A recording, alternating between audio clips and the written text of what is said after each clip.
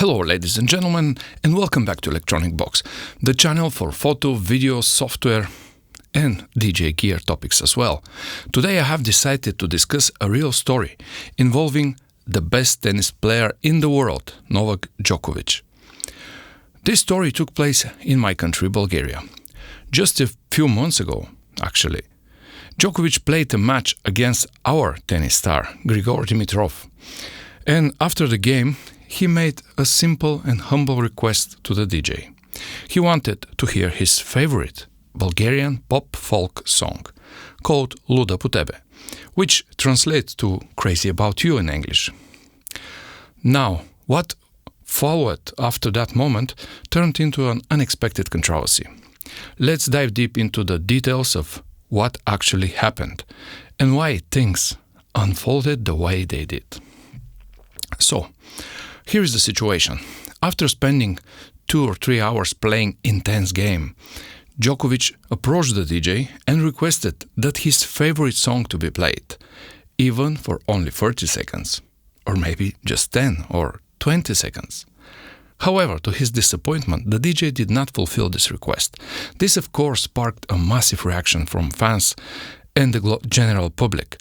Before discussing it in detail, see the video from the event. Slušaj me dobro, DJ, slušaj me. 2 sata sam na terenu. Nijednom nisi pustio Luda po tebe. Nijednom.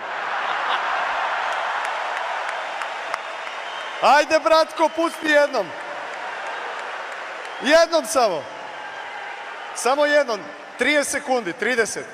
20 sekundi. 10 sekundi. Ajmo!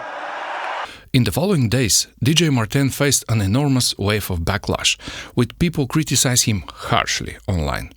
The hate he received was overwhelming and became a target of extreme negativity. I honestly feel really bad about what was said against him by our local people. It was unnecessary and completely blown out of proportion. Now, let me explain the full story that many people do not seem to understand. First of all, yes, the DJ was fully aware of who Djokovic was. He obviously knew that playing a song for him would have been a nice gesture. However, people don't realize that DJs are not jukeboxes, and also they not always able to play any song at any time.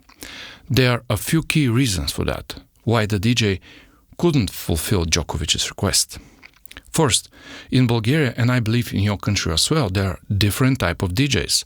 Some specialize in pop, some in rock, some in electronic music, like myself, and other in pop folk. Not every DJ has a collection of pop folk songs in their library. Pop folk is a very specific genre that some DJs avoid because it creates a certain stigma in the country. Some people associate it with rednecks, uneducated individuals, or let's say, less sophisticated audience, and therefore certain DJs do not include such music in their sets. So, it's very likely that this particular DJ did not even have the song available. Second, at such high-level event like this one, everything is planned in advance. The DJ does not have the freedom just to improvise and play whatever he wants at any moment. Events of this scale follow a very strict schedule, especially when they are broadcasted on the national television. The music transitions and general atmosphere are meticulously planned. The DJ is simply following orders from producers and event organizers, meaning he cannot just switch up the playlist on the fly. This is a crucial point that many people overlook. Another factor to consider is the issue of music rights. Some record labels in Bulgaria do not even allow their music to be played publicly without prior authorization. This means that if a DJ wants to include certain tracks in his playlist, he has to negotiate licensing agreements in advance. If the song Djokovic requested was not part of the pre-approved list, the DJ had no legal rights to play it, even if he wanted to. What most people don't realize is that Djokovic's love for this song was already known to the event organizers. They had actually planned a special moment for him later the same evening. The original singer of the song, Camellia, was scheduled to perform it live at the club, specifically as a surprise for Djokovic. This was something that had been arranged well in advance. The only person who didn't know about it was Djokovic himself. Some have argued that the DJ should have just played the song from his phone, held it to a microphone like that, or found some other workarounds. However, this is not how professional events work. Major events like this have to run very smoothly and according to perfect and pre-approved schedule. Imagine if DJ took requests at such high-profile events, it will turn into chaos. Every decision is carefully made, considering factors like timing, legal rights, and the overall experience of the audience. So, put yourself in the DJ's shoes. You are in charge of the music at a massive event. Everything is planned down to the last detail. And a global superstar suddenly asks you to play a song that, one, you don't have, or two, is not allowed to be played. What would you do?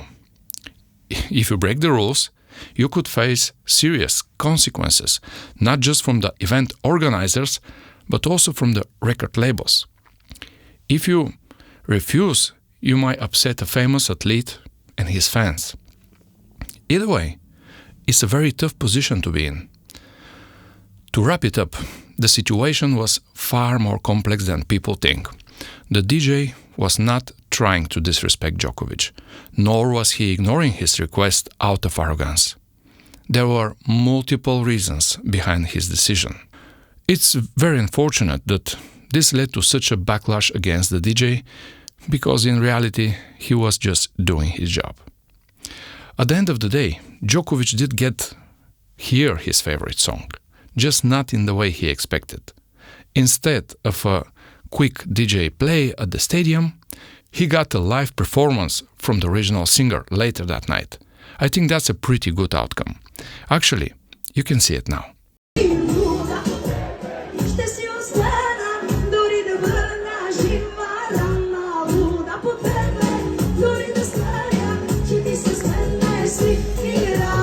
So, next time you hear a story like this, take a moment to consider all the behind-the-scenes factors before jumping to conclusions. Thank you for tuning in to Electronic Box. If you enjoy this discussion, don't forget to like, subscribe, and hit that notification bell for just more interesting stories and video tips. See you in the next video. Peace.